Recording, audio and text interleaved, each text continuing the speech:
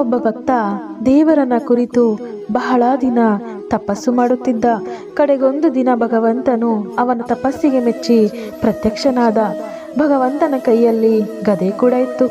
ನಿನಗೇನು ಬರಬೇಕು ಎಂದು ಭಗವಂತನು ಕೇಳಿದ ಕೂಡಲೇ ಆ ಭಕ್ತನು, ಭಗವಂತ, ನನ್ನ ಅಭಿವೃದ್ಧಿಗೆ ಅಡ್ಡವಾಗಿರುವ ಶಕ್ತಿಗಳನ್ನೆಲ್ಲ ನಿನ್ನ ಗದೆಯ ಮೂಲಕ ನೀನು ಚಚ್ಚಿ ಹಾಕಬೇಕು, ಇದೇ ನನ್ನ ಅಭಿಲಾಷೆ ಎಂದು ಬೇಡಿಕೊಂಡ. ಭಗವಂತನು ನಗೆನಕ್ಕು ಹಾಗೆ ಆಗಲಿ ಎಂದು ಹೇಳಿ ಕೂಡಲೇ ಮಾಯವಾದನು. ಸ್ವಲ್ಪ ಸಮಯದ ನಂತರ ಭಗವಂತನ ಗದೆ ವೇಗವಾಗಿ ತೂರಿ ಬಂತು.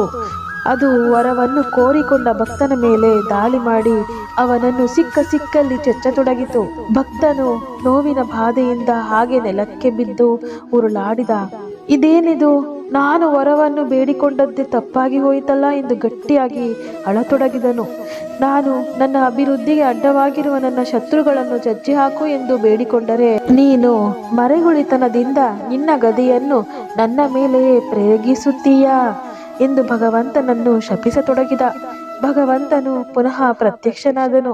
ಭಕ್ತನನ್ನು ನೋಡಿ ಹೀಗೆ ಕೇಳಿದ, ಭಕ್ತ, ನೀನು ಕೋರಿಕೊಂಡಂತೆಯೇ ನನ್ನ ಗದೆಯನ್ನು ಪ್ರಯೋಗಿಸಿದೆ. ನಾನು ಮರೆಗುಳಿತನದಿಂದಾಗಲಿ ಅಥವಾ ಗುರಿ ತಪ್ಪಿ ಹಾಗೆ ಮಾಡಲಿಲ್ಲ. ಬೇರೆಯವರನ್ನ ಚಿತ್ತು ಮಾಡಬೇಕು, ಅವರನ್ನು ನೆಲಕ್ಕುರುಳಿಸಬೇಕು, ಅವರನ್ನು ನಾಶ ಮಾಡಬೇಕು ಎಂದು ಯೋಚಿಸುವ ನಿನ್ನ ಮನಸ್ಸೇ ನಿನ್ನ ಅಭಿವೃದ್ಧಿಗೆ ಶತ್ರು. ನಿನ್ನ ಅಭಿವೃದ್ಧಿಗೆ ಅಡ್ಡವಾಗಿರುವುದು ನೀನೇ. ಅದಕ್ಕೆ ನನ್ನ ಆಯುಧವು ನಿನ್ನ ಮೇಲೆಯೇ ದಾಳಿಗಿಳಿಯಿತು ಎಂದು ವಿವರಿಸಿದ. ಸ್ನೇಹಿತರೆ, ನಿಮ್ಮ ಮನಸ್ಸೇ ನಿಮ್ಮನ್ನ ದುಷ್ಟ ಕೆಲಸಗಳಿಗೆ ಪ್ರೇರೇಪಿಸುತ್ತದೆ, ನಿಮ್ಮ ಗೆಳೆಯರು ಅಥವಾ ನಿಮ್ಮ ವೈರಿಗಳಲ್ಲ. ಮನಸ್ಸು ಪರಿಶುದ್ಧವಾಗಿದ್ದರೆ ಸಂತೋಷ ನೆರಳಿನಂತೆ ನಮ್ಮನ್ನು ಹಿಂಬಾಲಿಸುತ್ತದೆ. ಆ ಭಗವಂತನು ಎಲ್ಲರ ಹೃದಯಗಳಲ್ಲಿ ನೆಲೆಸಿದ್ದಾನೆ. ಪ್ರತಿಯೊಂದು ಜೀವಿಯು ಆತನ ಪ್ರೇರಣೆಯಂತೆ ನಡೆದುಕೊಳ್ಳಬೇಕೆಂಬುದೇ ಉದ್ದೇಶ. ಹೊರಗಿನ ಮಾಯಾಶಕ್ತಿಯು ಮನಸ್ಸಿಗೆ ದಾರಿ ತಪ್ಪಿಸಿದಾಗ ಮನುಷ್ಯನು ಐಹಿಕ ಕಾರ್ಯಗಳಲ್ಲಿ ಸಿಕ್ಕಿ ಹಾಕಿಕೊಳ್ಳುತ್ತಾನೆ. ಆದುದರಿಂದ ಯೋಗ ಪದ್ಧತಿಗಳಲ್ಲಿ ಯಾವುದಾದರೂ ಒಂದರ ಮೂಲಕ ಮನುಷ್ಯನ ಮನಸ್ಸನ್ನು ನಿಯಂತ್ರಿಸುತ್ತಲೇ ಆತನು ಗುರಿಯನ್ನು ಮುಟ್ಟಿದ್ದಾನೆ ಎಂದು ಭಾವಿಸಬೇಕು. ಮನುಷ್ಯನು ತನಗಿಂತ ಮೇಲಿನಿಂದ ಬಂದ ಆಜ್ಞೆಯಂತೆ ನಡೆದುಕೊಳ್ಳಬೇಕು. ಮನುಷ್ಯನ ಮನಸ್ಸು ಪರಾಪ್ರಕೃತಿಯಲ್ಲಿ ನೆಲೆಸಿದಾಗ ಪ್ರಭುವಿನ ಆಜ್ಞೆಯನ್ನು ಅನುಸರಿಸುವುದನ್ನು ಬಿಟ್ಟು ಆತನಿಗೆ ಬೇರೆ ಮಾರ್ಗವೇ ಇಲ್ಲ. ಮನಸ್ಸು ತನಗಿಂತ ಶ್ರೇಷ್ಠವಾದುದರ ಆಜ್ಞೆಯನ್ನು ಒಪ್ಪಿಕೊಂಡು ಅದರಂತೆ ನಡೆಯಬೇಕು.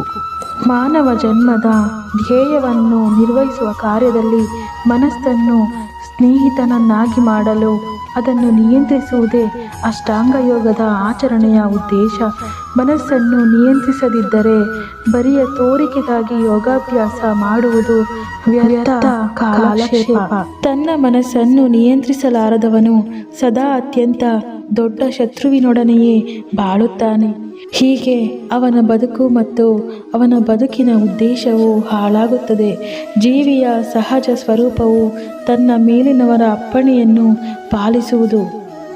ಎಷ್ಟು ಕಾಲ ಮನಸ್ಸು ಇನ್ನೂ ಗೆಲ್ಲಲಾಗದ ಶತ್ರುವಾಗಿ ಉಳಿದಿರುವುದೋ ಅಷ್ಟು ಕಾಲ ಮನುಷ್ಯನು ಕಾಮ, ಕ್ರೋಧ, ಲೋಭ, ಮೋಹ ಮುಂತಾದವುಗಳ ಪ್ರೇರಣೆಯಂತೆ ನಡೆದುಕೊಳ್ಳಬೇಕಾಗುತ್ತದೆ.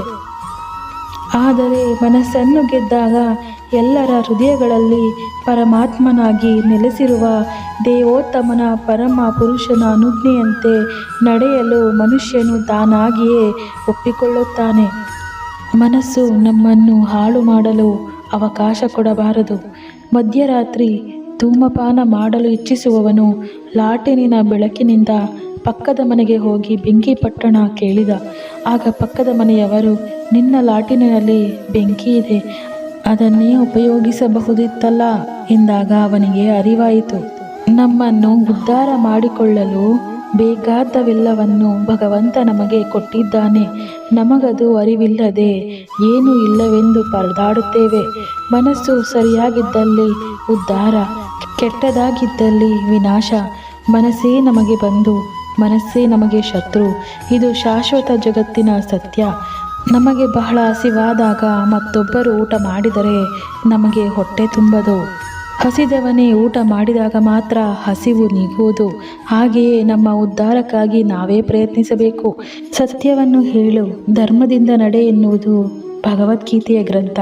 ಇದನ್ನು ಬೇರೆಯವರು ಮಾಡುವುದರಿಂದ ನಮ್ಮ ನೈತಿಕ ಉದ್ಧಾರವಾಗದು. ಆತ್ಮ ಸಾಕ್ಷಾತ್ಕಾರವನ್ನು ಗುರುಗಳು ತೆಗೆದುಕೊಡಲಾಗುವುದಿಲ್ಲ. ಅರ್ಥಾತ್ ಜೀವನದ ಪ್ರತಿಯೊಂದು ಕ್ಷೇತ್ರದಲ್ಲಿ, ಪ್ರತಿಯೊಂದು ಹಂತದಲ್ಲಿ ನಾವು ಕಷ್ಟಪಟ್ಟು ಸಾಧನೆ ಮಾಡಿದರೆ ಮಾತ್ರ ಸಿದ್ಧಿಯಾಗುವುದು, ಇಲ್ಲವಾದಲ್ಲಿ ಇಲ್ಲ. ನಮ್ಮನ್ನು ನಾವು ಕುಗ್ಗಿಸಿಕೊಳ್ಳಬಾರದು. ಉದ್ಧರಿಸುವ ಮನಸ್ಸೇ ನಮ್ಮನ್ನು ಕುಗ್ಗಿಸಬಲ್ಲದು. ಒಳ್ಳೆಯ ಹಾಗೂ ಕೆಟ್ಟ ಮಾರ್ಗಗಳೆರಡು ಕಣ್ಮುಂದೆ ಇದ್ದಾಗ ಮನಸ್ಸು ದುರ್ಬಲವಾಗಿದ್ದಲ್ಲಿ ಮೆಲ್ಲನೆ ಕೆಟ್ಟ ಮಾರ್ಗದಲ್ಲಿ ಹೋಗುವುದು. ಇದರಿಂದ ಕಾಲಕ್ರಮೇಣ ವ್ಯಕ್ತಿಯ ಅವನತಿಯಾಗುವುದು. ಇಲ್ಲಿ ಸ್ನೇಹಿತನಾಗಬೇಕಿದ್ದ ಮಿತ್ರನಾಗಿ, ಉದ್ಧಾರ ಮಾಡಬೇಕಾಗಿದ್ದ ಮನುಷ್ಯನ ಮನಸ್ಸೇ ಶತ್ರುವಾಗಿದೆ. ನಾವು ಕೆಳಗೆ ಬೀಳಲು ಅವಕಾಶ ಕೊಡದಿರುವುದು ನಮ್ಮ ಕೈಯಲ್ಲೇ ಇದೆ. ಬುದ್ಧಿ ತಿಳಿಯುವ ಸಮಯದಿಂದಲೇ ಮನಸ್ಸನ್ನು ಜೋಪಾನವಾಗಿ ಬೆಳೆಸಬೇಕು. ಸ್ವಲ್ಪ ಮಟ್ಟಿಗೆ ತಂದೆ ತಾಯಿ ಗುರು ಹಿರಿಯರು ಸಹಾಯ ಮಾಡುವರು, ದಾರಿ ತೋರಿಸುವರು. ಅಂತಿಮವಾಗಿ ನಾವು ಉದ್ಧಾರವಾಗಲು ನಾವೇ ಕಷ್ಟದಿಂದ ಸಾಧನೆ ಮಾಡಬೇಕು. ಇಲ್ಲವಾದಲ್ಲಿ ನಮಗೆ ನಾವೇ ಶತ್ರುಗಳಾಗುತ್ತೇವೆ. ಯಾವ ಆತ್ಮನಿಂದ ಅಂದರೆ ಮನಸ್ಸಿನಿಂದ ತನ್ನ ಮನಸ್ಸೇ ಜಯಿಸಲ್ಪಟ್ಟಿದೆಯೋ ಅಂತಹ ಆತ್ಮನಿಗೆ ಅವನ ಮನಸ್ಸೇ ಬಂಧುವಾಗಿರುತ್ತದೆ. ಆದರೆ ಅವನ ಮನಸ್ಸನ್ನೇ ಗೆಲ್ಲದವನಿಗೆ ಅವನ ಮನಸ್ಸೇ ಶತ್ರುವಿನಂತೆ ದ್ವೇಷ ಭಾವದಲ್ಲಿರುತ್ತದೆ. ಕಾಮ ಕಾಂಚಾನಗಳ ಪ್ರಭಾವಕ್ಕೆ ಒಳಗಾಗಿರುವ ಮನಸ್ಸು, ಅಹಂಕಾರ ಮಮಕಾರಗಳ ಪ್ರಭಾವಕ್ಕೆ ಸಿಲುಕಿರುವ ಮನಸ್ಸು, ಅಪಕ್ವವಾದ ಅಹಂಕಾರ, ಇದು ಕ್ರಮೇಣ ಮನಸ್ಸನ್ನು ಕೆಳಗಿಳಿಸುವುದು. ದೈವಿ ಸಂಪತ್ ಗುಣಗಳಿಂದ ಪಕ್ವ ಮನಸ್ಸು ಬರುವುದು. ಅಸುರಿ ಸಂಪತ್ತು ಅಧೋಗತಿಗೆ ತಳ್ಳಿದರೆ ದೈವಿ ಸಂಪತ್ತು ಉದ್ಧರಿಸುವುದು. ಆದ್ದರಿಂದ ಈ ಉದ್ಧರಿಸುವ ಗುಣವನ್ನು ಪಡೆದು ಅಭ್ಯಾಸ ಮಾಡಲು ಪ್ರಯತ್ನಿಸಬೇಕು. ಸ್ನೇಹಿತರೆ, ಶತ್ರುವಿಗಿಂತಲೂ ಭಯಾನಕವಾದುದು ಯಾವುದೆಂದರೆ ಅದು ತಪ್ಪು ದಿಕ್ಕಿನಲ್ಲಿ ಅಲೆಯುತ್ತಿರುವ ಮನುಷ್ಯನ ಮನಸ್ಸು. ಮನಸ್ಸೇ ಮನುಷ್ಯನ ಶತ್ರು, ಮನಸ್ಸೇ ಪರಮ ಮಿತ್ರ. ಸ್ನೇಹಿತರೆ, ಈ ವಿಡಿಯೋ ನಿಮಗೆಲ್ಲ ಇಷ್ಟವಾಗಿದ್ದರೆ ದಯವಿಟ್ಟು ಲೈಕ್ ಮಾಡಿ, ಶೇರ್ ಮಾಡಿ, ನಿಮ್ಮ ಅನಿಸಿಕೆ ಅಭಿಪ್ರಾಯಗಳನ್ನು ಕಾಮೆಂಟ್ ಮೂಲಕ ತಿಳಿಸಿ. ಮತ್ತಷ್ಟು ಮೋಟಿವೇಶ್ನಲ್ ವಿಡಿಯೋಗಳಿಗಾಗಿ ನಮ್ಮ ಯೂಟ್ಯೂಬ್ ಚಾನಲನ್ನು ದಯವಿಟ್ಟು ಸಬ್ಸ್ಕ್ರೈಬ್ ಮಾಡಿಕೊಳ್ಳಿ. ಧನ್ಯವಾದಗಳು.